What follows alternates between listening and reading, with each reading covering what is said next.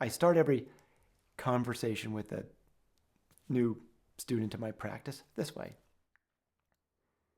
I'm going to ask you a question completely out of the blue. And I say, are you ready?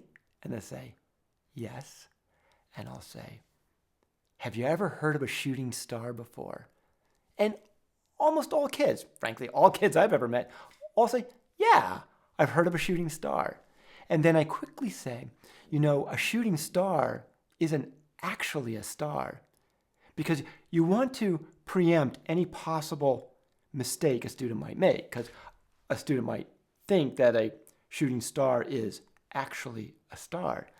So before we lead them astray, we want to clarify the direction of the conversation.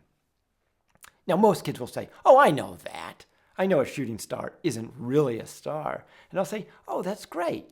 That's right. And then I'll say, what do you know about shooting stars or meteors, which is a technical name, I'll say. And they'll say, oh, I know all about meteors. And often they do. Or often they'll say, oh, really? A shooting star is called a meteor? And I'll say, yes. Isn't that interesting? And I'll say, rub your hands together.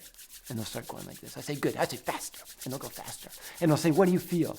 And they say, heat. And I'll say, fantastic. How come?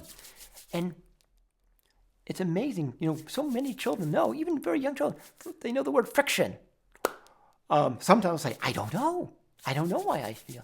And it leads to a great conversation about friction. Oh, it's something called friction. Whenever two things rub past one another, they tend to generate heat. And at any rate, they generate so much heat, these little bits of metal and rock, that they heat up to about 4,000 degrees, and they leave a streak of light in the night sky.